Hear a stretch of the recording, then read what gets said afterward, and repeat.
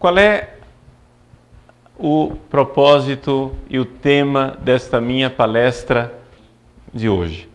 Eu gostaria que essa palestra fosse algo espiritualmente muito prático para nós todos que somos católicos, aqui no nosso Brasil.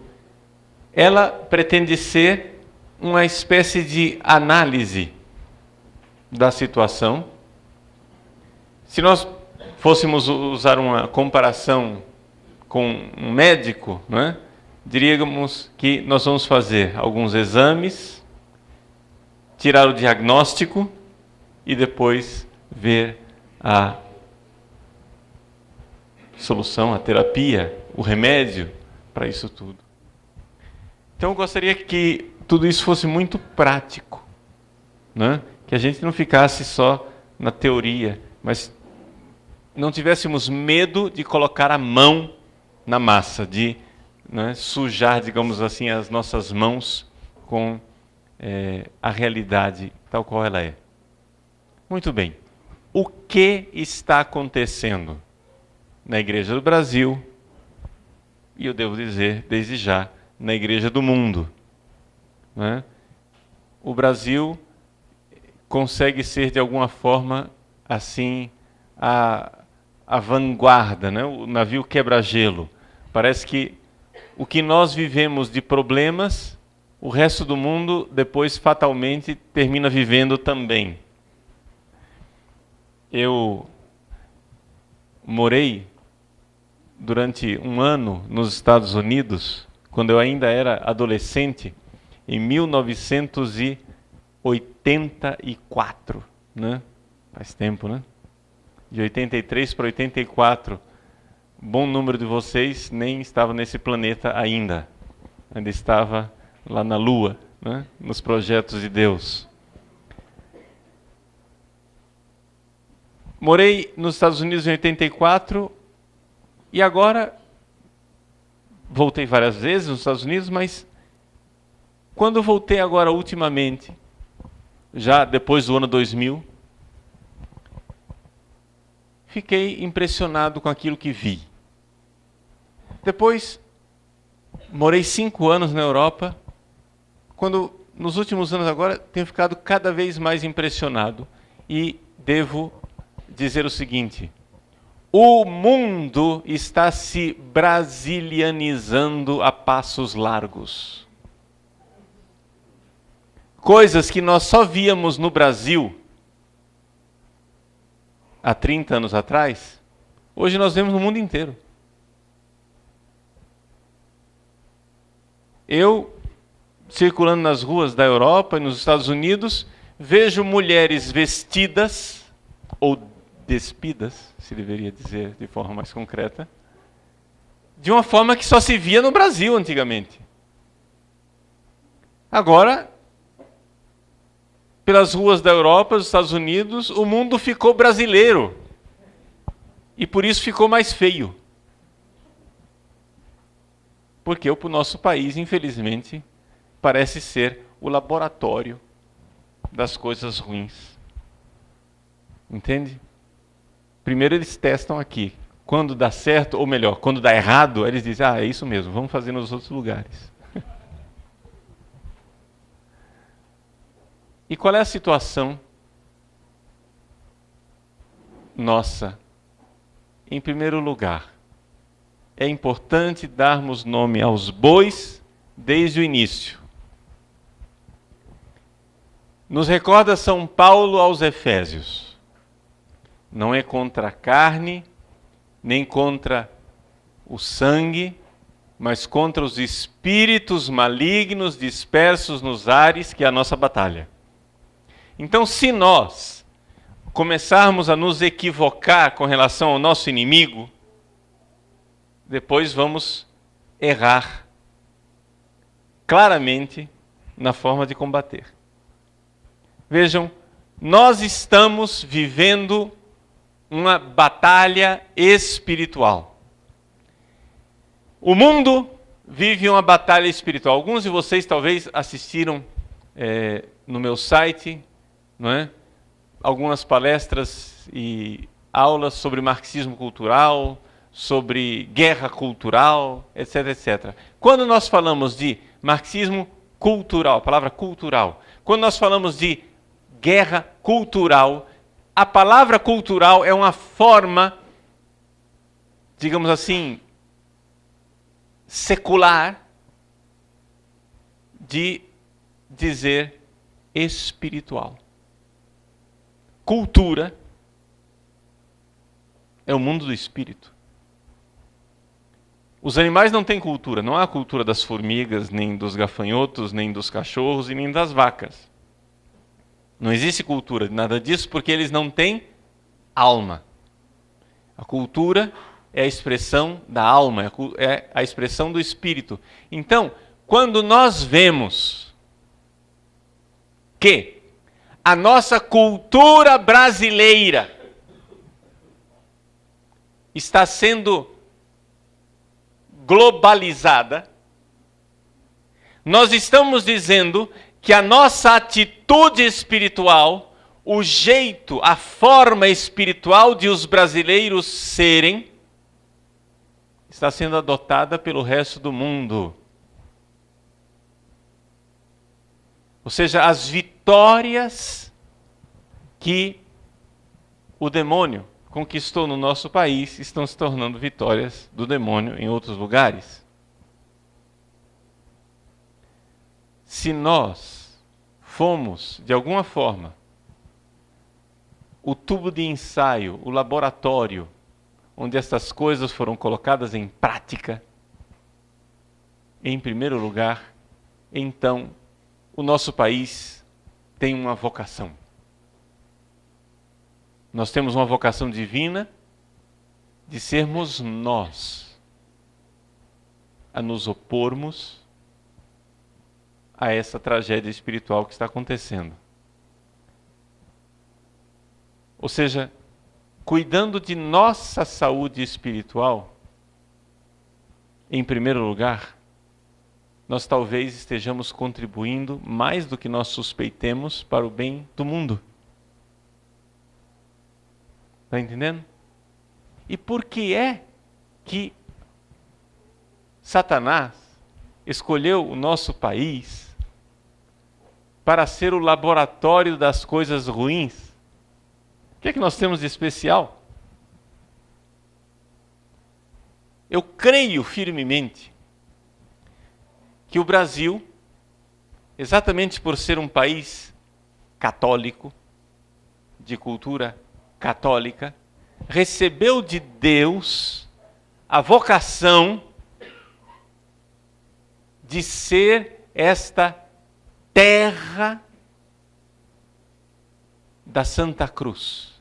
Existem 2 países católicos na América Latina, e não é, vejam, não é necessário dizer para vocês que o futuro da Igreja Católica está na América. Tá? O futuro da Igreja Católica está nesse nosso continente, seja desde lá do norte, os Estados Unidos, até a Patagônia. O futuro do catolicismo está no nosso continente, estatisticamente falando. A África e a Ásia não são majoritariamente católicos. A Europa está se descatolicizando a passos largos. Portanto, o futuro da Igreja Católica passa pelo continente americano. E existem 2 países na América Latina que parecem ter recebido de Deus uma vocação específica. O Brasil e o México. O México, de onde a gente vê isso? A gente vê isso por causa da oposição do diabo. Vocês têm que entender o seguinte, eu sempre usei isso como termômetro. Quando o diabo se incomoda com uma coisa, é porque aquela coisa é muito boa. Está entendendo? Por exemplo, eu quando fui ordenado padre, eu usava clergyman, usava batina. Às vezes, quando saía, sei lá, vou ao supermercado comprar pasta de dente, eu saía de manga de camisa, né? Mas eu comecei a notar que o diabo ficava enormemente incomodado com a batina. Ora, se o diabo odeia a batina, é porque deve ter alguma coisa espiritualmente muito boa com a batina.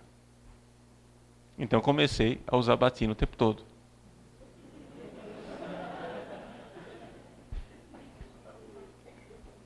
É assim que é. Veja, se o diabo fez a perseguição dos cristeiros no México, é porque aquele país tem alguma coisa de bom, de especial, tem uma vocação recebida de Deus. Se o Brasil, de todos os países da América Latina, é o país onde a Igreja Católica mais desastradamente padeceu e padece debaixo da ideologia, da teologia da libertação, do relativismo cultural, da inculturação ideológica, do relativismo moral. Se de todos os países da América Latina, o continente católico da América Latina, o Brasil é aquele no qual a igreja padece mais a perseguição do diabo, é porque o nosso país tem uma vocação especialíssima diante de Deus. Um terceiro país no qual eu reconheço uma vocação especialíssima de Deus é os Estados Unidos da América. Eu falei dos dois da América Latina. Os Estados Unidos não é América Latina. Mas pouca gente sabe, e quem não sabe, deixa eu comunicar para vocês. Né? Pouca gente sabe, não. Muita gente sabe, mas alguns de vocês talvez não saibam. A Igreja dos Estados Unidos, a Igreja Americana, é uma das porções da Igreja Católica que mais nos enche de esperanças. Porque a Igreja Católica nos Estados Unidos tem um movimento articulado, sólido, de resistência à revolução que está acontecendo dentro da igreja. Ou seja, a igreja nos Estados Unidos da América tem um movimento conservador sólido e tem alguns bispos muito bons, tem numerosos padres também muito bons, vocações numerosas e um movimento leigo, consistente, articulado e organizado. Vejo nisso também aí uma vocação divina. Mas eu vejo então que o nosso país tem uma vocação divina, que o demônio está tentando atrapalhar. Mas isso deve nos alertar. E isso deve nos despertar. Recordo também que o nosso país é o único país de língua portuguesa aqui, nesse lado do Atlântico, e que é um país unitário. Por que que Deus, na sua providência, quis que o Brasil fosse uno e único, enquanto todos os outros países da América Latina se fragmentaram em pequenas repúblicas? Por que que o Brasil permaneceu sendo essa realidade, esse bloco unitário? Bloco unitário e católico. Não somente isso, recebendo a herança da fé dos portugueses, e aqui não é necessário recordar para vocês todo o papel providencial das aparições de Fátima. Quando Nossa Senhora diz que o dogma da fé não irá perecer em Portugal, eu interpreto não sei, pode ser que eu seja muito otimista, esteja equivocado, mas eu interpreto que o Brasil faz parte disto. Porque nós recebemos o dogma da fé de Portugal. Por isso vejo a grande vocação do nosso país. A grande vocação. Grande vocação e ao mesmo tempo grande desafio, e por isso estamos numa batalha. E esta batalha, meus queridos, é uma batalha que acontece na sua vida, na sua casa, no seu quarto, na sua intimidade, no seu coração. Nós estaríamos equivocados se nós começássemos achando que iremos resolver a situação da igreja no Brasil com reuniões, organizações, movimentos, passeatas, etc. Tudo isso pode ajudar, mas tudo isto vai se resolver com nossa alma estiver numa luta espiritual. Se nós, soldados de Cristo, estivermos claramente engajados na batalha espiritual diária, vou dizer agora, atenção, para sermos mais santos. E aqui está a chaga, aqui está a miséria. Nós queremos ser bonzinhos, mas nós não queremos ser santos.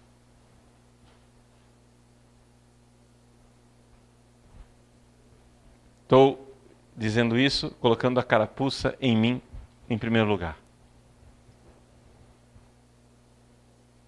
Nós não queremos ser santos. Nós queremos ser salvos, mas nós não queremos ser santos.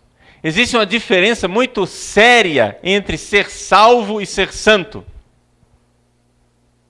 E o que irá mudar o rumo da Igreja do Brasil e do mundo é a santidade. A solução para a batalha espiritual, a guerra espiritual que nós vivemos é a santidade. Santidade. Essa é a arma. E é dentro desta realidade, como atalho para a santidade, que entra a consagração a Nossa Senhora. Mas vamos deixar essas cenas para os próximos capítulos, a consagração a Nossa Senhora. Mas já estou acenando, porque você enxergar onde é que eu vou querer chegar. Meus queridos, estamos numa batalha espiritual. E a batalha espiritual que nós vivemos é uma batalha em que o demônio colocou em nós uma preguiça vocacional. Não sei se você entende o que quer dizer a palavra preguiça vocacional. Nós somos chamados a ser santos. E o diabo diz assim, não, mas não precisa tanto, né? Quem é casado aqui, o marido e as esposas, por favor, levanta a mão. Muito bem. Você chega e diz assim, ela chega e diz, escuta, você não me dá mais carinho, você não me beija, não me abraça, você só me trata com secura, não olha para mim, não faz nada disso. Aí você chega e diz, não, meu bem, mas o importante é que eu não estou indo com nenhuma outra mulher. Compreende que isso não sustenta casamento? E nós queremos sustentar o nosso cristianismo, nosso seguimento de Jesus Cristo, dizendo, mas o importante é que eu não estou cometendo pecados mortais.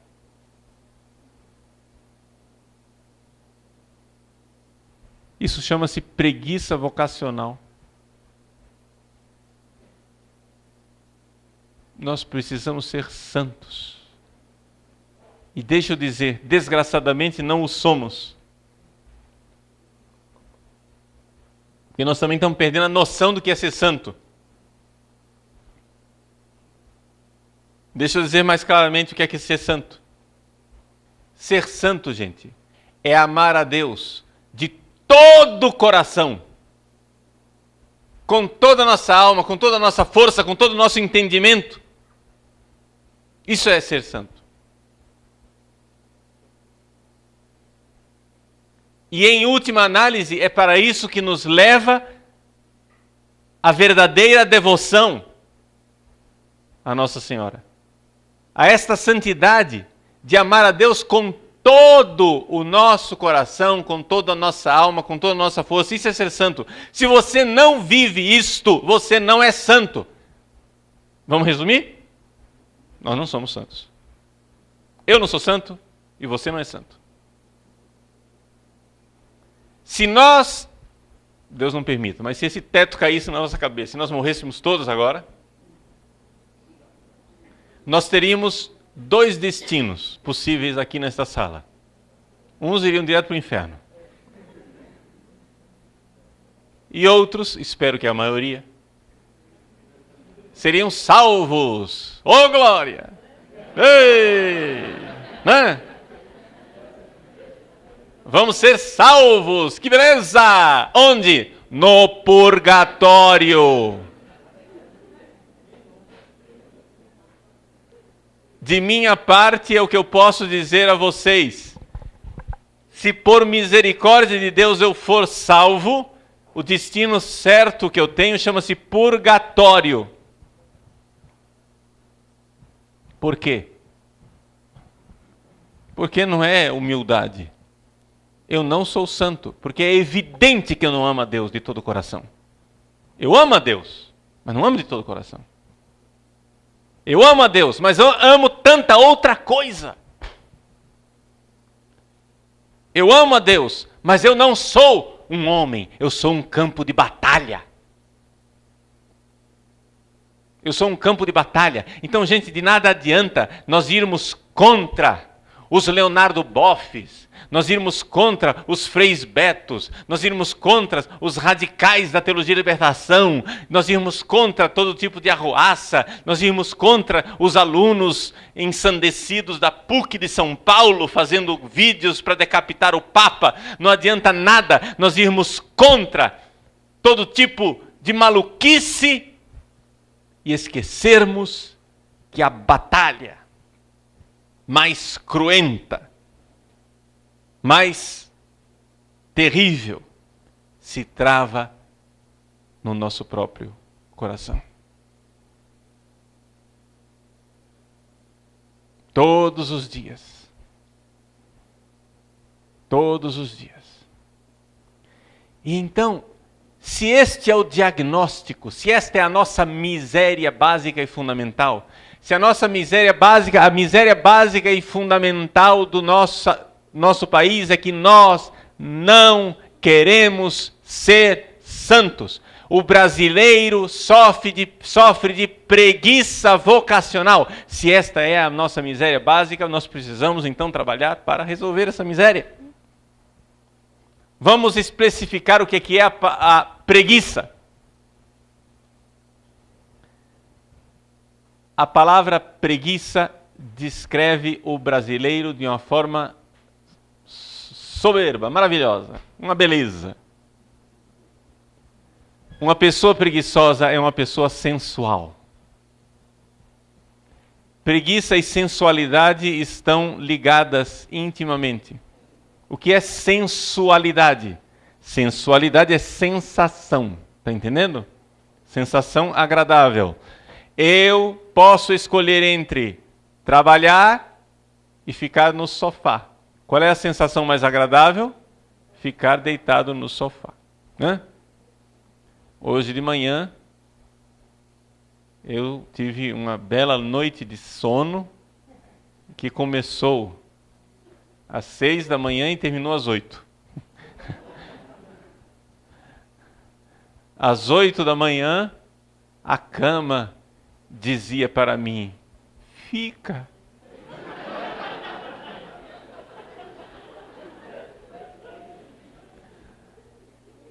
Vai não. Eu gosto de você. Eu nunca tinha visto essa cama daqui, mas foi amor à primeira vista.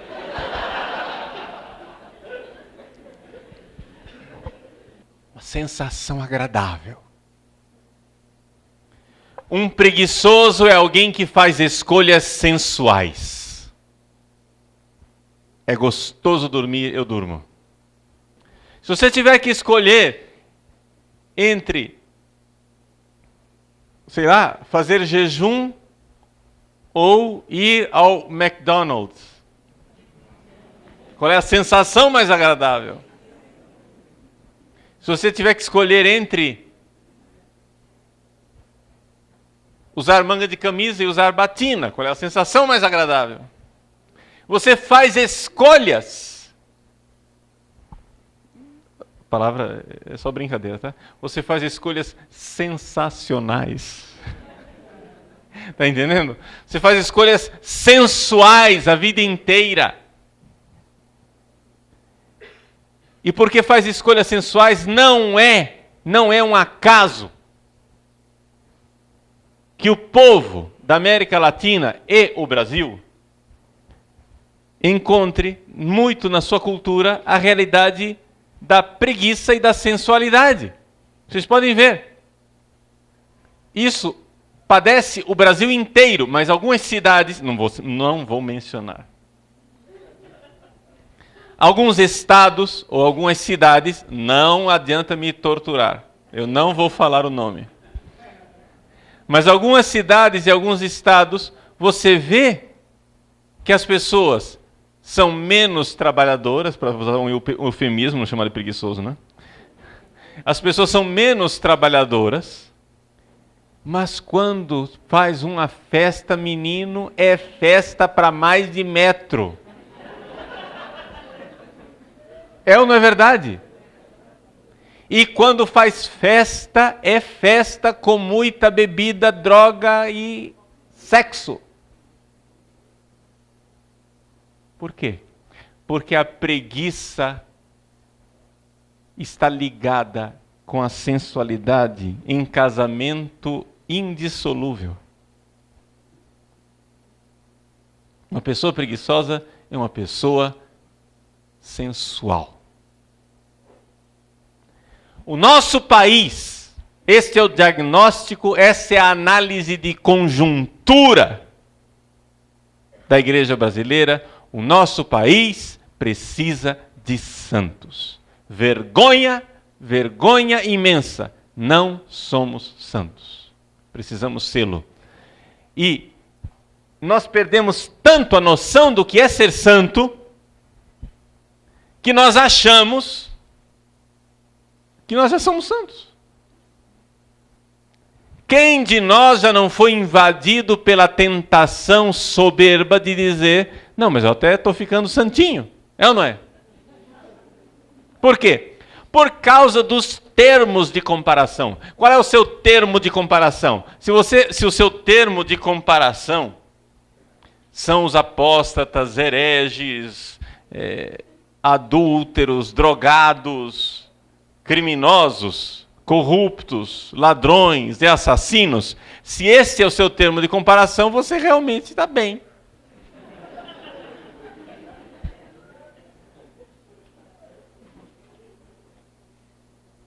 Mas se o seu termo de comparação é Nossa Senhora, os santos anjos de Deus, São Padre Pio, Santa Teresinha, né? Se o seu termo de comparação são os santos, tão feio na foto, né? Tá ruim, né? Gente, é um negócio, você faz um jejunzinho, reza um pouquinho de joelhos, entendeu? Usa um pouquinho silício, aplica a disciplina um pouquinho, você já se acha um mártir da caminhada. É um negócio assim, o sujeito já se acha. Imagina, eu deixei. Olha só. Eu não tomo refrigerante desde 1997. e deixei por razões espirituais. Porque eu gosto de refrigerante. Por que o senhor não abandonou a cerveja? Porque eu odeio cerveja. Que negócio fede. É horrível. Para mim não é penitência nenhuma deixar de tomar cerveja. A penitência é tomar cerveja. Se um dia você me vir tomando cerveja, o Padre Paulo estava em penitência.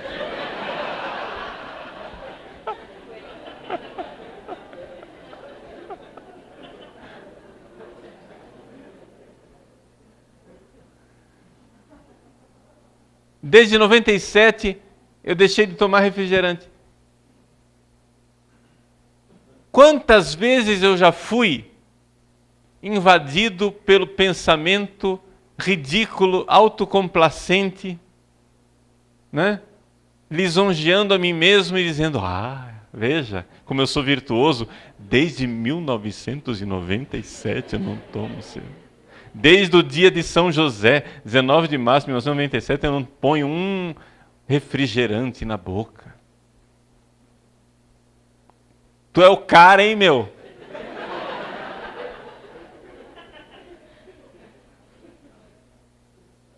Nós somos ridículos.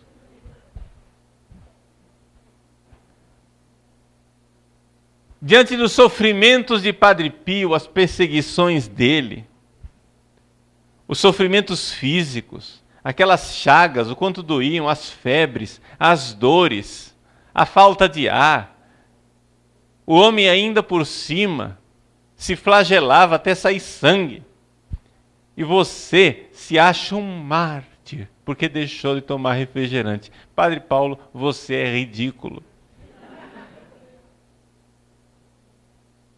Você está entendendo?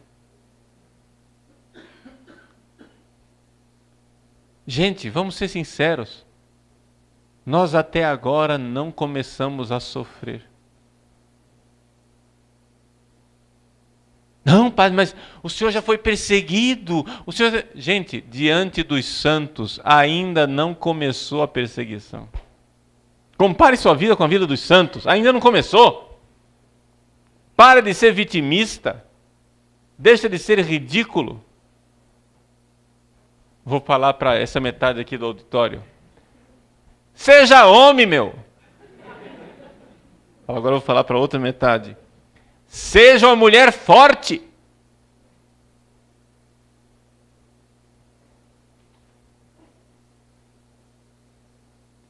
Nós precisamos sair da preguiça vocacional. Nós somos chamados a ser santos. A consagração a Nossa Senhora é o nosso atalho, é o nosso elevador, é o nosso método, é o nosso meio para chegar lá. Mas o nosso problema é a falta de santidade. Agora, como é que nós chegamos nessa situação? Agora eu disse que eu ia ser prático, né? Então vamos ser práticos. Muito bem. Como é que o capeta destruiu o nosso país e a nossa forma de ser igreja? De uma forma muito simples. Gente, os marxistas, desde Karl Marx, eles colocaram como ideal o seguinte: o que vai mudar o mundo é a praxis. Tá? Eu não vou entrar aqui no problema teórico. Quem quiser resolver o problema teórico, assista às aulas de introdução ao método teológico do Padre Paulo Ricardo no site. E trate de pagar também, porque não é de graça. O problema teórico está resolvido lá. Tá? Ou seja, o relacionamento entre ortopraxis e ortodoxia. Está entendendo? Existe um primado. A doutrina católica correta, a doutrina correta, a ortodoxia é muito mais importante. Não é? A doutrina, a retidão doutrinal.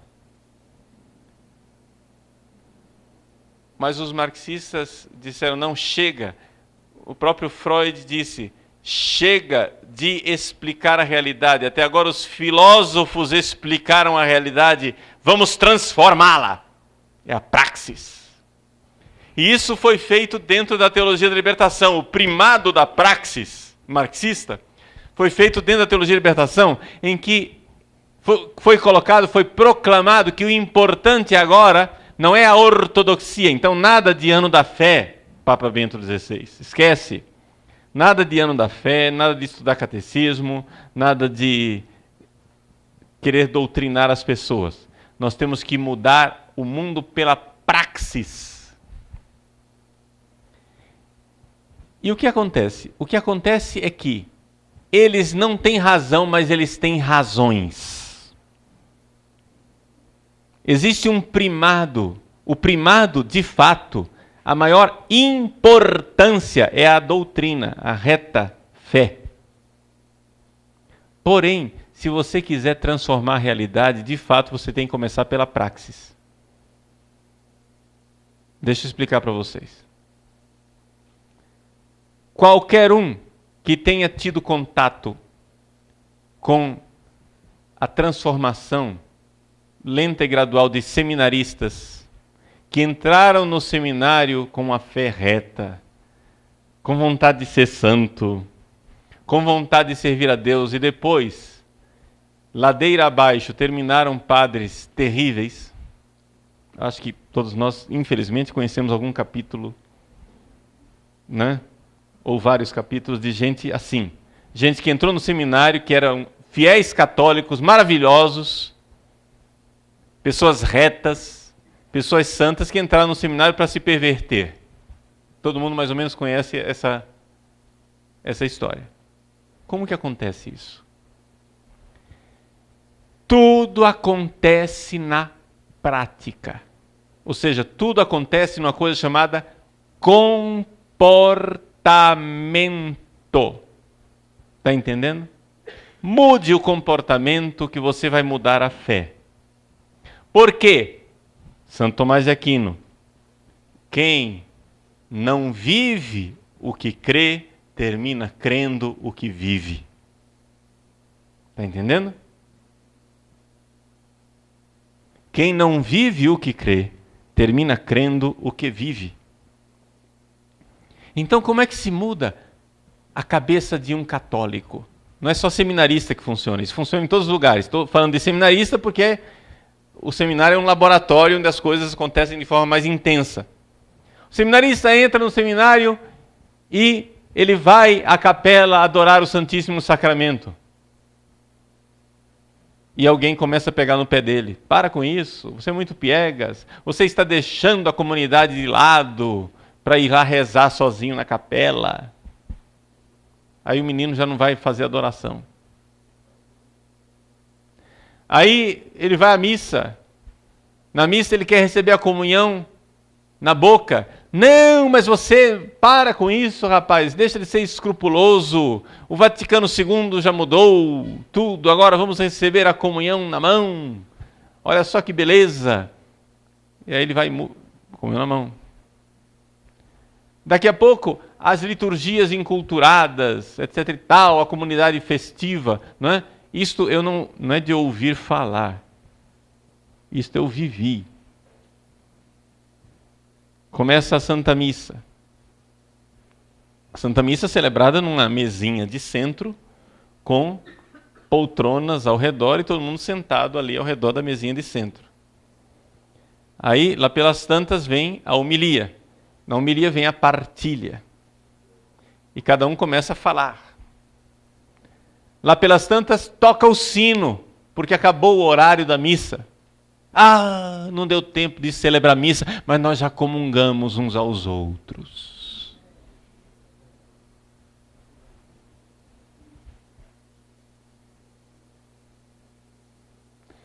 Para que é que você vai se confessar toda semana, meu filho? Para com isso.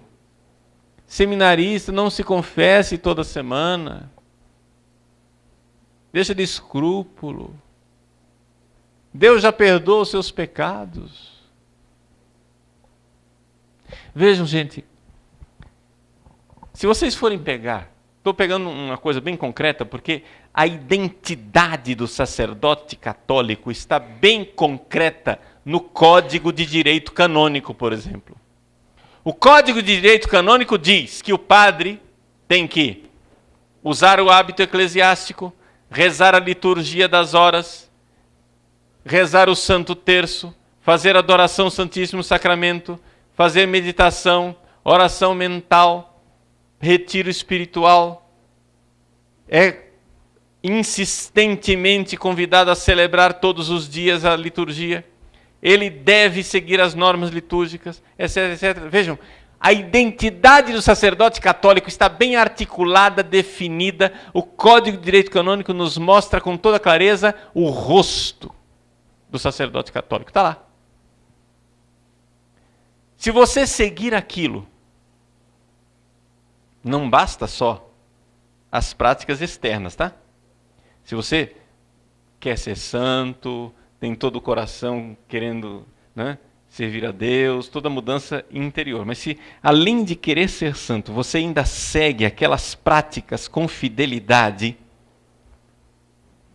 práticas essas que foram seguidas por santos sacerdotes ao longo dos séculos, você permanecerá um padre razoável, pelo menos. Mas se você começa a mudar, se você adota a espiritualidade do não precisa, conhece a espiritualidade do não precisa? Vai usar saia. Ah, não precisa. Vai pôr um véu na cabeça. Não precisa. Vai rezar o terço de joelhos. Ah, não precisa. Vai receber a comunhão na língua de joelhos. Não precisa. É a espiritualidade do não precisa. Você começa a espiritualidade do não precisa, você vai mudando o comportamento das pessoas e o comportamento das pessoas vai mudando a fé das pessoas.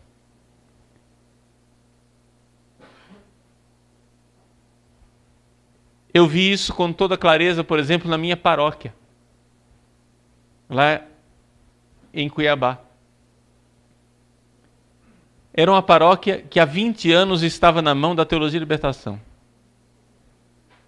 Nós entramos na paróquia há 3 anos. Não ficou pedra sobre pedra. Hoje você vai lá na missa às 6 da manhã. Numerosíssimas mulheres de saia e de véu. A missa sem cantos, silêncio. Comunhão na boca, de joelhos, por 99,9999% das pessoas, e ninguém obriga ninguém a fazer nada. Quem quiser receber a comunhão na mão, eu dou tranquilamente. Quer receber a comunhão de pé na mão, eu dou, mas ninguém quer. Você vê claramente a adoração ao Santíssimo Sacramento, resta do Santo Terço, devoção a Nossa Senhora, etc. e tal. Você começa a trazer de volta as práticas devocionais católicas. Você traz de volta a praxis católica, aquilo vai trazendo a fé de volta para as pessoas. As pessoas que antes recebiam a comunhão com pouco caso, as pessoas que antes não se preocupavam em confessar para comungar, agora,